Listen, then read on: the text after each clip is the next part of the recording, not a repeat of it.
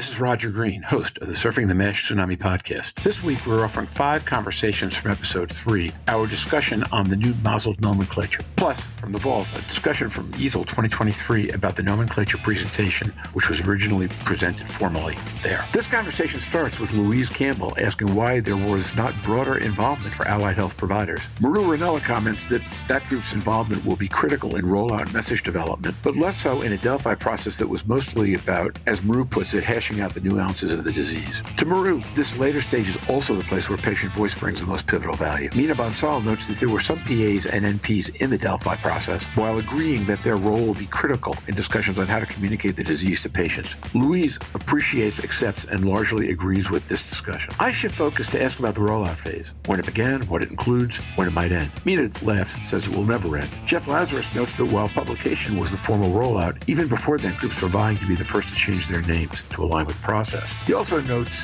that the article was published simultaneously in several journals with broad, rapid uptake in the literature. Since the key of this kind of process is to raise awareness and educate the population, he considers the speed and breadth of uptake a major sign of success. Maru comments that journal participation continues to be excellent. As the conversation winds down, I asked Mike Patel to share some data from a pre-test he has conducted with primary care about awareness. He notes that of the 25 physicians in the pre-test, 9 were aware of the new nomenclature, although he and Jeff agree this might be a biased sample. The nomenclature process was a multi-year activity with hundreds of participants and the potential to have a huge footprint on this disease. This episode looks at how we've gotten here and what drove some of the key players in the activity. It contains an interesting piece of history, so just sit back, listen, learn, enjoy, and when you're done, join the dialogue in our LinkedIn discussion group.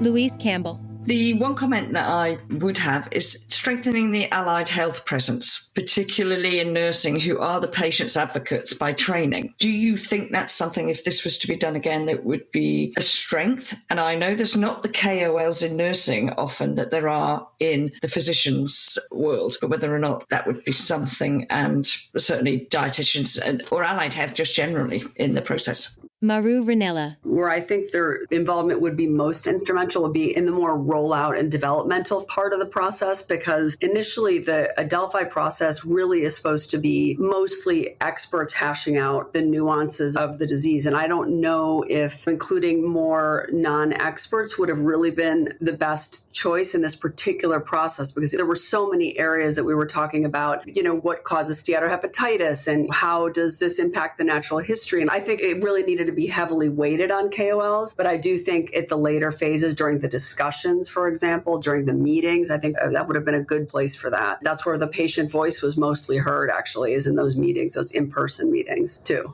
Meena Bansal. We did have some allied health professionals because we do have some physician assistants and NPs that predominantly take care of patients with liver disease. And so I do recall there were some members in the Delphi process for that. But I think that allied health professionals are critical in thinking about how do we talk to patients about this disease, because they're often the deliverer of that message, or the one who has to, they heard it from the doctor, but then they didn't hear it really, and then they need to understand it better. And so to Maru's point, now the implementation, delivery, they're absolutely critical in helping patients understand the disease. Roger Green. So when we come to that, Meena, thanks. I want to talk about how their voice comes into the broader discussion at that moment. But Louise, other question or follow-up, or move it to rollout? Maru's answered the particular question at the beginning about the processes of how diseases formate and where nurses potentially sit. And I think that was correct. And that's the clearest definition that I've heard so far as to why that process wasn't there. And I think I also agree that probably that later stage, and it is going to be the rollout, we are the translators of what gets said. And if we don't have a full understanding of that in various areas, that makes it more difficult, particularly with the new medications that are potentially about to be approved. And I sit across two fields. I sit across MASLD and MASLD. And I've certainly seen something recently here in Australia about now the discussion has been highlighted again as to do they change the name of MASLD? So we're on a circular treadmill. So my next question is, so when do we transition from actually creation to rollout. In your minds, when did the rollout start? And by the way, has it ended yet? Or when does it end? Jeffrey Lazarus. The rollout has not ended, and it definitely started before the publication. We already heard some people wanted to be the first, the first to rename their clinic, the first to start using this, the first to start publishing. I just looked, and this is the articles were published simultaneously in ASLD's Hepatology, EASL's Journal of Hepatology, ALES Hepatology Journal Annals, and it has over 650 citations. The alt metric is through the roof. When you combine the three, it's over 1,000, which means it's been picked up. I can see in blog posts, in Wikipedia, in the news as well. So we want to keep sharing this. The more we share it with the general population, which we can measure a little bit through the alt metric, the better we are at raising awareness, because we have to remember there's a goal to all of this, which is to raise awareness, to educate the population, to educate clinicians and healthcare providers who don't know a lot about this and improve patient outcomes. The citations is nice because it means that people are using it and recognizing that there's a new name, but the alt metric tells us that it's actually on Wikipedia and newspapers and so on. So this rollout, it's moving quickly. I think it needs to go faster, and I think it's going to be a long time. I mean, as was just mentioned, in Australia and in some places, they're still not sure which name to go with. During Healthy Livers, Healthy Lives, we talked about the ICD process. That's the International Classification of Diseases. That can be a 3-4 year process, but WHO is aware that the world is changing the name, and we start with these national processes to submit name changes because that's related to reimbursement, that's related to coding and tracking and so on. So, Jeff, does it start in your mind then with the publications, the rollout, or does it predate that in any way, or post-date that? No, it definitely predated.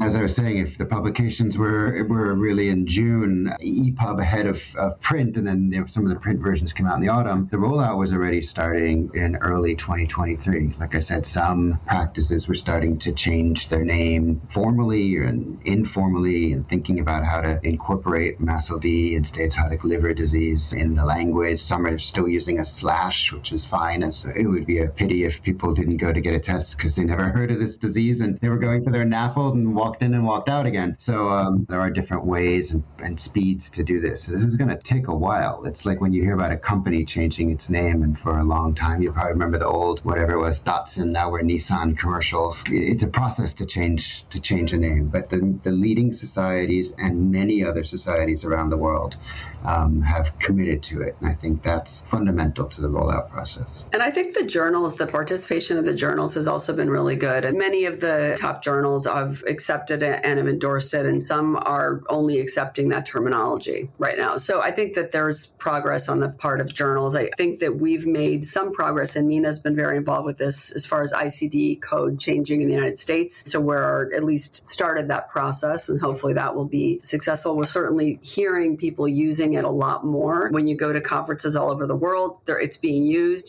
so I feel like starting with health professionals, and I do think that pharma has a really keen interest actually in spreading awareness. This is almost, you could argue it's terrible timing, but I actually think it's really good timing because they really are investing in efforts to spread awareness. And I think this is an opportunity to also spread awareness of the new nomenclature. So I should mention this episode is sponsored by Madrigal, which might go to your own point to some degree, Maru. I didn't know that, to be fair, just so you know. No, none of you knew that. I normally don't tell people who's sponsoring when somebody's sponsoring, but it seemed at that moment to be a germane comment to make. Mike, you brought a small piece of data with you on this subject, huh? Mike Battelle. Oh, I just thought that the group would enjoy. So Jeff is one of the co-investigators. We're doing a primary care survey in Canada with almost 27,000 physicians. So we had to do, setting it up to test out the questions and that. So we just did 25 physicians, but I just thought it was interesting that 64% were not aware of the new nomenclature. So I don't know if that's good or not good yet for primary care. I'd say 46 were. Let's go glass half full. Yeah, I would say the flip side. I would say almost 40% were. That's actually amazing. I was where you were. I mean, first of all, I translated into numbers, and what that means is 9 out of 25 knew it, right? Yeah. A bigger number than I would have guessed. Yeah, a lot of them don't even know about NAFLD or how to risk stratify it. I mean, that's the crazy part is that, we were not doing a good job before. So we can only do better than what we were doing with NAFLD. So that's actually not too bad. Jeff's going to say, hold on a minute, the sample size is way too small. It's very biased. In fact, I think I already said that, but anyway. You got the early adopters. Yeah, you're skewed to early adopters. Just a test run. I'm prefacing with saying it was just a test run, but it'll be interesting to see what we actually get back. Well, I think the key is who's your audience. So I think early on you have high uptake now from hepatology and gastroenterology. So those that are in the specialty have been hearing about this even before the publications came out. I think that they were the ones, obviously, the first ones to know. And then there's going to be a gradual rollout to the specialties as we go.